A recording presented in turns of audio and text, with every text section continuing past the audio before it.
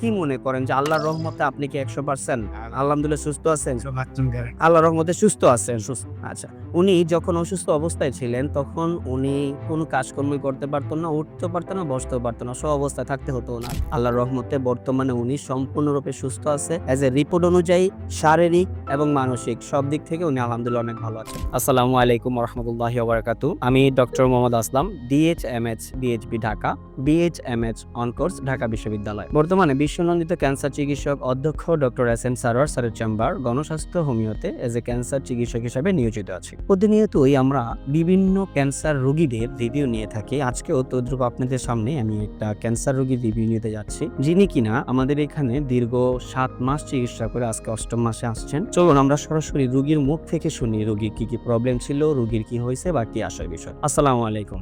আসসালামু আলাইকুম। ওয়ালাইকুম আসসালাম। ভাইজান কেমন আছেন আপনি? আছি আলহামদুলিল্লাহ। রোগী আপনার কি হয়? আমার বাবা। আপনার বাবা। আপনাদের চিটাগাং এর বাসিন্দা? জি। আচ্ছা, চিটাগাং এর ভাষা আমাদের একটু বুঝতে অনেক সমস্যা হয় বিধায় কথা আপনি বলবেন, এই তো? আচ্ছা ভাইজান, আপনার নাম কি? আমার নাম মিজান। আপনার বাবার নাম? আব্দুল আজিজ। আপনাদের বাড়ি কোথায়? আমার বাড়ি চট্টগ্রাম কর্ণফুলীতে। চট্টগ্রাম কর্ণফুলীতে। সিকলবাহা আদর্শপাড়া। আদর্শপাড়া হলো গ্রাম? জি। গ্রাম হলো আদর্শপাড়া। নাম কি ইউনিয়নের নাম? সিকলবাহা। সিকলবাহা। এটা কর্ণফুলীতে পড়ছে, চিটাগাং? জি জি। আচ্ছা, চিটাগাং এর ওখানে গিয়ে এই নামে আমরা যদি খোঁজ করি, আপনাদের বাড়ির নাম জানি কি বললেন? আমাদের আব্দুল আলী সিকদারের নতুন বাড়ি। আব্দুল আলী সিকদারের নতুন বাড়ি? জি। আচ্ছা, উনি আপনার বাবা সর্বপ্রথম কি সমস্যা হয়ে আক্রান্ত ছিলেন, কেন আপনারা হসপিটালে গেছিলেন?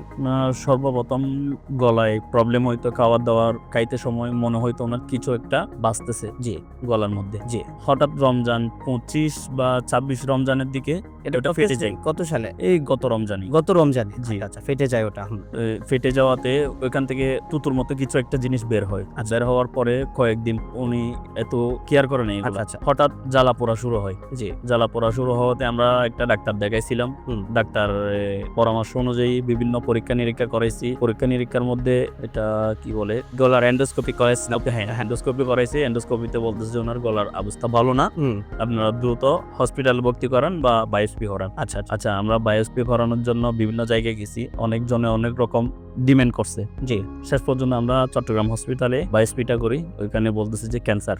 জি। ক্যান্সার ধরা পড়ার পরে বিভিন্ন ডাক্তারের সঙ্গে যোগাযোগ করি। ওনারা বলতেছে যে কেউ বলতেছে থেরাপি দেওয়ার জন্য, কেউ বলতেছে অপারেশন করার জন্য। এখন বাবাকে যখন প্রশ্ন করলাম আপনি কি থেরাপি দিবেন বা অপারেশন করবেন, কোনটা করবেন? উনি বলতেছে আমি অপারেশনও করবো না, থেরাপিও দিব না। আমি যদি বেঁচে থাকি যা কয়দিন এভাবে বেঁচে থাকবো, না হলে মারা গেলে তো চলে গেলাম। জি। তো আমি আপনাদের এখানে রিভিউ দেখলাম ফেসবুকে, বিভিন্ন রোগীর সঙ্গে আমি অনেক যাচাই করলাম। প্রায় 1 মাস ধরে আপনাদের এগুলা খুঁজে যাচাই। আমাদের যে পেজ আছে, আপনি নিজে ঢুকে আমাদের ভিডিওগুলো দেখেছেন, রিভিউ দেখেছেন, এটা প্রায় আপনি 1 মাসের মতো কন্টিনিউ করছেন। আমাদের বিষয় যাচাই বা জি। 1 মাস পরে আমি খোঁজ নিয়ে নাম্বারে আমি যোগাযোগ করি। তারপর উহি একজন ছিল, ওদের 2 জনের সঙ্গে আমি যোগাযোগ করি। যোগাযোগ করে ওদের থেকে ঠিকানা নিয়ে এখানে আসলাম। এখানে এসে চিকিৎসা শুরু করলাম। আমরা টোটাল কত মাস ব্যয় চিকিৎসা করছি? 5 মাস, 4 মাস শেষ। 5 মাসে যখন আসছি আমাদেরকে পরীক্ষা দেওয়া হয়েছে। মানে আমরা যখন সব রোগীকেই বলি যে আপনারা 4 মাস আমাদের এখান থেকে ওষুধ খাবেন, 4 মাস ওষুধ খাওয়ার পরে আমরা পুনরায় আপনাদের পরীক্ষাগুলো করব। তো আমরা পরবর্তীতে 4 মাস ওষুধ শেষ করছি। শেষ করে 5ম মাসে যখন আপনি আসছেন, তখন আমরা আপনাকে কিছু পরীক্ষা নিরীক্ষা দিয়েছি এবং সেই পরীক্ষার রিপোর্ট অনুযায়ী আল্লাহর রহমতে আমরা যখন পুনরায় যে পরীক্ষাগুলো দিচ্ছি, সেই পরীক্ষাগুলোতে ক্যান্সারিয়াস যে মার্কার আছে, আমরা এজটা ক্যান্সার নির্ণয় করতে গেলে যে মার্কারগুলো আমরা পরীক্ষা করি, সেই মার্কারগুলো আমরা পরীক্ষা করে দেখলাম যে আল্লাহর রহমতে এটা সম্পূর্ণরূপে নরমাল আছে। ওনার ব্লাডের কিছু প্রবলেম ছিল, সেটা সম্পূর্ণরূপে আলহামদুলিল্লাহ নরমাল আছে। ওনার প্রস্রাবে কিছু সমস্যা ছিল, সেটাও সম্পূর্ণরূপে নরমাল। এবং সর্বোপরি আমরা একটা আলট্রাসোনোগ্রাম করছিলাম হোল বডি, ফুল অ্যাবডোমিনের একটা আলট্রাসোনোগ্রাম করছি। আলহামদুলিল্লাহ সেই রিপোর্টটাও নরমাল। এবং কিডনির যত প্রবলেমগুলো ছিল, যেমন ক্রিয়েটিনিন, এরপরে আপনার এসজিপিটির, এই সমস্ত রিপোর্টগুলো কিডনি এবং লিভারের, এটিতে আলহামদুলিল্লাহ উনি সম্পূর্ণরূপে সুস্থ আছে। 4র্থ মাসে ওষুধ শেষ করার পরেই 5ম মাসে উনি সুস্থ আছে। এটা আল্লাহর কাছে হাজার শুকরিয়া।